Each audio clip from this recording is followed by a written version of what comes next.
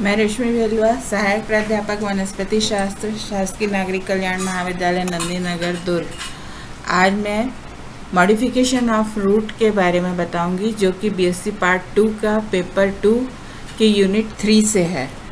जैसा कि हम सभी जानते हैं कि जब जो है किसी सीड को हम बोते हैं तो सीड बोने से उसमें हमको दो तरीके से जो है अंकुरण दिखाई देता है, प्लूम्यूल और रेडिकल।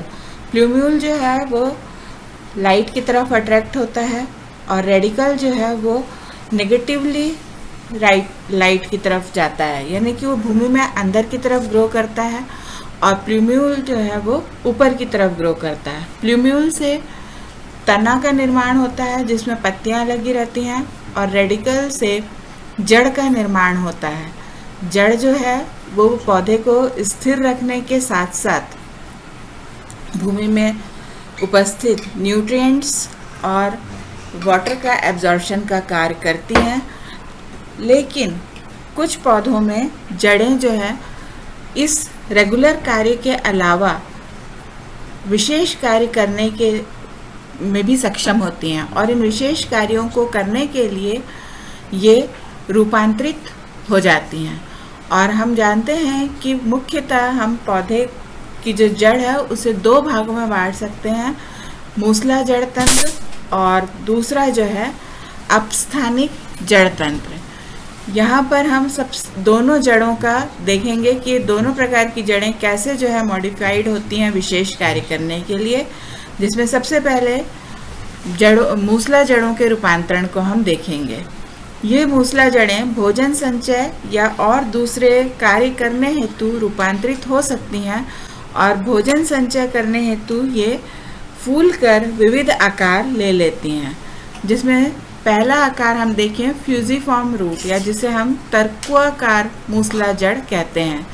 यह सबसे ज़्यादा बीच में फूली हुई रहती है और दोनों सिरों की ओर पतली है।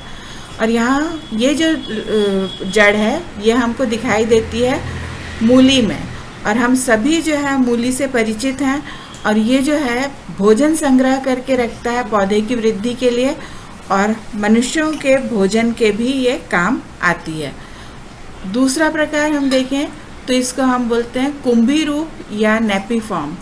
ये शलजम, चुकंदर जिस में पाया जाता है।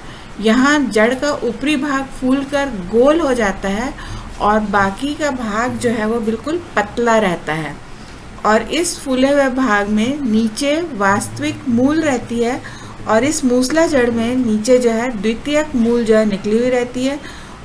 फूला हुआ भाग भोजन संग्रह करने के कारण भोजन के काम आता है मनुष्यों के, और खास करके यूरोपीय देशों में चुकंदर से जो है शक्कर का भी निर्माण होता है। तीसरा हम देखें तो यह है शंकु रूप या कॉनिकल रूट। यह पाया जाता है गाजर में, जो कि उससे भी आप सभी परिचित हैं, जिसको हम भोजन में सलाद आदि के लिए प्रयोग में लाते हैं। इसका फूला हुआ भाग जो है वो मुख्य जड़ रहता है और इससे बहुत सारी सेकेंडरी रूट्स निकली हुई रहती हैं। यह भी भोजन संग्रह कर लिया रहता है और पौधे के विकास के साथ साथ ये मनुष्यों के लिए जो है काम में आता है भोजन के, और इसमें पाया जाता है विटामिन ए प्रचुर मात्रा में। इसके बाद हम देखें कि अपस्थानिक जड़ें, जिसे हम झकड़ा जड़ भी कहते हैं या एडवेंटेशियस रूट भी कहते हैं, ये भी रूपांतरित हो जाती हैं, जिसमें से सबसे पहले हम देखें कि सतावर या एस्पेरेगस में या सतावर में अपस्थानिक जड़ें गुच्छे के रूप में रूपांतरित होती हैं और ये गुच्छे सभी जड़ें तने के आधार से निकली हुई रहती हैं। प्रत्येक जड़ मध्य में फूली और दोनों सिरों पर पतली रहती है। सिरे से महीन शाखाएं निकलती हैं जो कि अब्जॉर्प्शन का कार्य करती हैं और इनका कार्य भी पौधे के लिए भोजन संग्रह करना है। इसी प्रकार हम एक और जड़ देखें जो कि नोड्यूलेटेड फॉर्म में जिसमें जो पाई जाती है, और ये लेग्यूमिनस फैमिली के अधिकतर मेंबर्स में पाए जाते हैं, जिसमें यहाँ पर यदि हम मूंगफली को लेके देख रहे हैं और तो इसमें ये कैसे दिखाई देती हैं हम देखें। और हम ये भी जानते हैं कि लेग्यूमिनेसी फैमिली में अधिकतर पाए जाने वाले जो मेंबर्स हैं वो हमारे लिए दाल आदि अनाज जो है हमको वहाँ से प्राप्त होती हैं। तो ये इसमें जो है अपस्थानिक जड़ जो है वो ग्रंथिका रूप या गांठ के रूप में रूपांतरित हो जाती है और ये तने से निकलकर जमीन में गांठें बनाती हैं। ये गांठें समूह में पाए जाते हैं और इन गांठों में नाइट्रोजन फिक्सेशन हेतु बैक्टीरिया पाए जाते हैं। ये बैक्टीरिया वायुमंडलीय नाइट्रोजन का अवशोषण करते हैं और उन पौधे को जो है उस के लिए जो है से भोजन प्राप्त करते हैं। सहजीवी के रूप में ये पौधे में पाए जाते हैं। अगला जो है करेला या अंगूर की जड़ें। यहाँ पर ये जड़ें जो हैं ये माला के रूप में, जैसे कि एक एक मोती जो है पाई जाती है और उसको अगर हम गूंथ लें तो वो जिस तरीके से दिखाई देती है उस तरीके से जो यहाँ पर जड़ें जो है वो निकलती हैं। कुछ कुछ अंतराल पर वो फूली हुई रहती हैं और फिर पतली होती हैं और ये भी जो है ये भोजन संचय का कार्य करती हैं। इसके बाद हम देखें कि कंद के समान रूपांतरण जो कि पाया जाता है शकरकंद या स्वीट पोटैटो में। इसमें जो है ये जड़ें तने से निकलती हैं और गुच्छे के रूप में ना होकर तने की पर्व संधियों से निकलकर जमीन में वृद्धि करती हैं। इनका अनिश्चित आकार होता है। इनका भी मुख्य कार्य स्टार्च के रूप में भोजन का संग्रह करना है।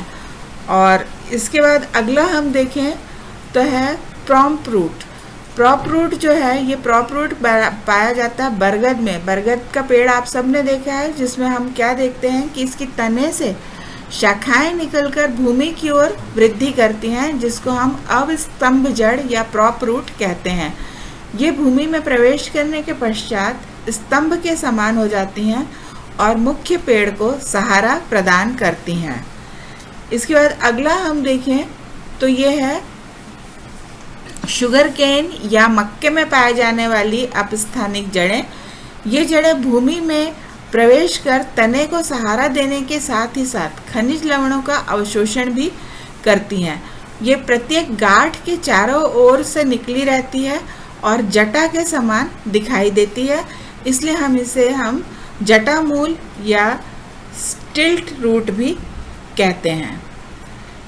नेक्स्ट है क्लाइंबिंग रूट्स। ये रूट पान या हम मनी प्लांट में भी देखते हैं कि ये पाई जाती हैं। ये जड़ें जो हैं अपस्थानिक जड़ों का रूपांतरण है। इसका तना कमज़ोर होता है, दूसरे पौधे पर ये सहारा लेकर चढ़ता है और उस पौधे पर चढ़ने के लिए और फैलने के लिए इससे निकली हुई जो आरोही जड़ें हैं या क्लाइंबिंग रूट्स जो हैं वो सहायता करती हैं। वो उसके दूसरे पौधे के या वस्तु में घुस करके वहाँ पे अपनी पकड़ को मजबूत करती हैं और ये जड़ें पतली, नुकीली और लंबी होती हैं। अगला है राइजोफोर की रेस्पिरेटरी रूट्स। ये राइजोफोर की जड़ों की शाखाओं का रूपांतरण है। इसे हम श्वसन मूल के रूप में भी जानते हैं। ये मुख्य जड़ों की शाखाओं से निकलकर भूमि से बाहर आ जाते हैं। ये समुद्री किनारे दलदली स्थानों के पौधों में पाए जाते हैं, जहाँ पौधा ज्वार के समय पूर्ण या आंशिक जल में डूब जाता है। ऐसी स्थिति में ये जड़ें जल से बाहर निकली रहती हैं। इन श्वसन जड़ों में छिद्र होते हैं जिन्हें श्वसन स्थान कहते हैं और इन्हीं छिद्रों से जड़ को वायुमंडल की हवा प्राप्त होती है।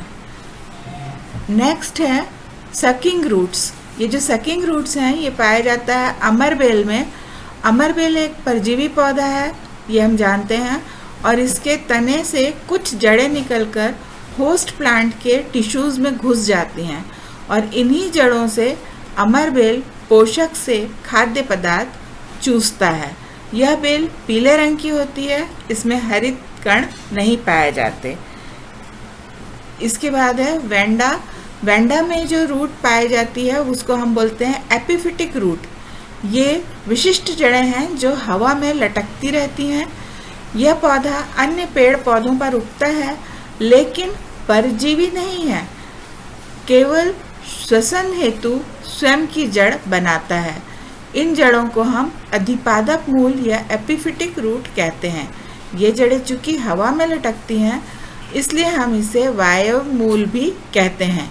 प्रत्येक जड़ में एक स्पंजी टिश्यू पाया जाता है और यह हवा से नमी को सोखता है। उस टिश्यू को हम वेलामेंट टिश्यू कहते हैं।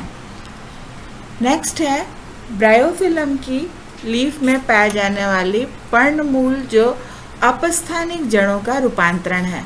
ब्रायोफिलम का पौधा हम सभी जानते हैं, जिसे हम अजूबा भी कहते हैं। इसकी कोई भी पत्ती जब भूमि पर गिर जाती है तब पत्ती के किनारे पर कलिकाएं बन जाती हैं, जिन्हें पर्णकलिका कहते हैं। ये जड़ें पत्ती के किनारे पर स्थित इन्हीं पर्णकलिकाओं से निकलती हैं। जड़ें गुच्छों के रूप में होती हैं और पूर्ण पत्ती को भूमि में स्थिर रखती हैं। ये जड़ें एक नए पौधे को जन्म देकर वर्धी प्रजनन का कार्य करती हैं। धन्यवाद।